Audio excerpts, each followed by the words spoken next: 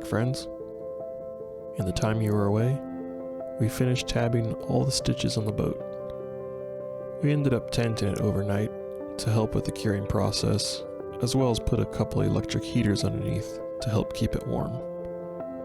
This proved to be plenty good enough at the time, but as the days got colder, we ended up building an enclosure, as you'll see later in the video. The enclosure had multiple benefits.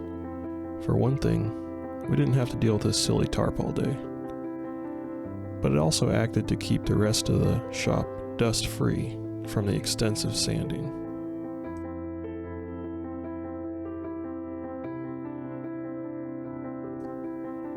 Now that the epoxy is cured, it's time to remove all the clamps. Everything we spent so much time getting perfect to hold the boat in just the right spot is now unceremoniously removed.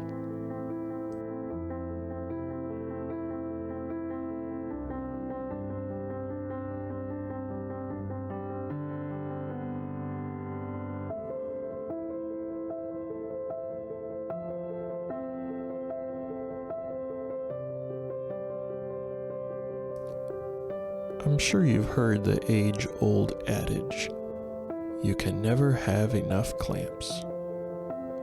Well, not to insult the carpentry gods, but in this case, we actually did have enough clamps. Of course, I had all mine, and my shopmate, Yuri, had all his, and my dad brought all his. So perhaps I'm cheating the system a little bit. But you can see by this growing pile, when people say, you can never have enough clamps, they have a good reason for saying it.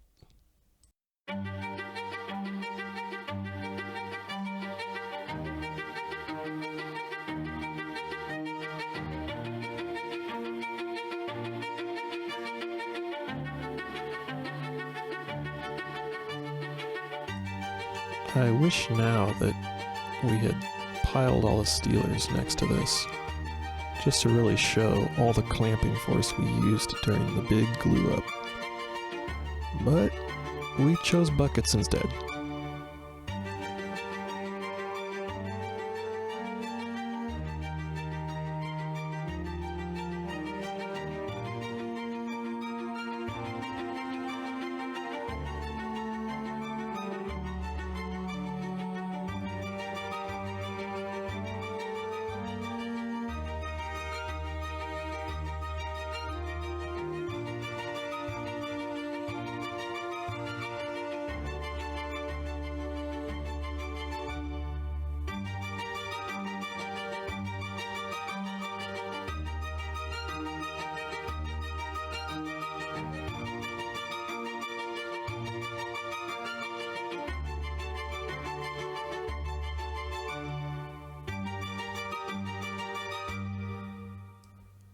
This was another of those moments where we knew everything should be holding, but it was still a little nerve-wracking to cut those wires loose and hope the boat kept its shape. I realize I didn't discuss the wire we used in the last video, but I learned something I thought was helpful. Originally, for the two hole bottoms, when I stitched them together, I used galvanized fencing wire. But we found when we were spreading the panels that the galvanized wire would break somewhat easily. I had a spool of rebar wire laying around, so I used that, and it actually worked surprisingly well.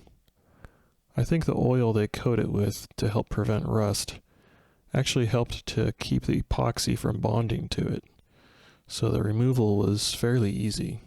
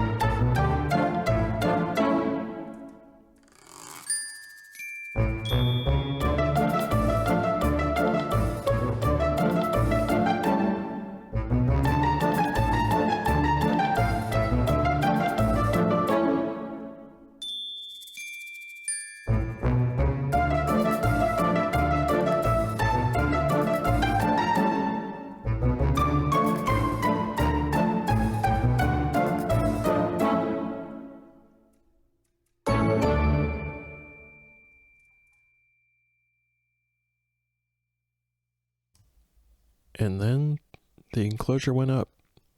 We finished epoxy between the original tabs and then sanded the entire outside of the hull.